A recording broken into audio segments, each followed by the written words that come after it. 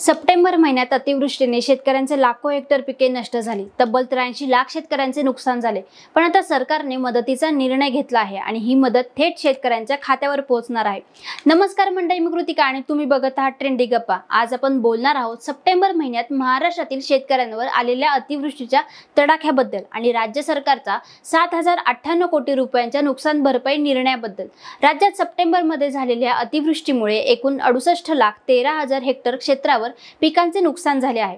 यामध्ये 7 लाख हेक्टर क्षेत्र विशेष बाब म्हणून समाविष्ट करण्यात आले आहे।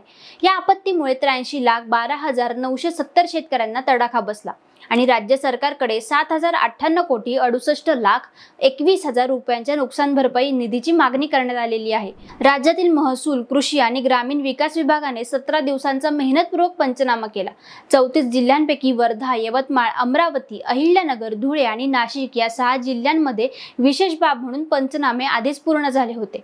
या 6 जिल्ह्यांमध्ये पंचनामे करताना 2 हेक्टर मर्यादा 3 हेक्टरवर वाढवण्यात आली, ज्यामुळे नुकसानग्रस्त क्षेत्रात वाढ झाली। सप्टेंबर महिन्यातील अतिवृष्टीने मराठवाडा आणि विदर्भातील अनेक जिल्ह्यांचे पिके मोठ्या प्रमाणात नष्ट झाले। शासनाने राष्ट्रीय आपत्ती प्रतिसाद निधी अंतर्गत शेतकऱ्यांना नुकसान भरपाई थेट त्यांच्या खात्यावर देण्याचा निर्णय घेतला आहे।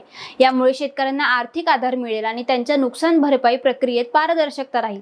या निर्णयामुळे शेतकऱ्यांचा आर्थिक तडाखा कमी होईल आणि शेतकऱ्यांना विश्वासार्ह आणि पारदर्शक मदत मिळणार आहे आणि भविष्यातील पीक वाटप आणि कृषी कामकाजासाठी ते तयारी करू शकतील। सप्टेंबरच्या अतिवृष्टीने शेतकऱ्यांना मोठा तडाखा दिला, पण राज्य सरकारने वेळेत मदतीचा निर्णय घेतल्यामुळे शेतकऱ्यांना दिलासा मिळणार आहे। ही मदत थेट त्यांच्या खात्यावर जमा होईल, त्यामुळे पैशांचा वापर लवकर आणि सुरक्षितपणे होईल। शेतकरी आपल्या मेहनतीवर जगतो, पण निसर्गाचं संकट कोणाच्याही हातात नसतं।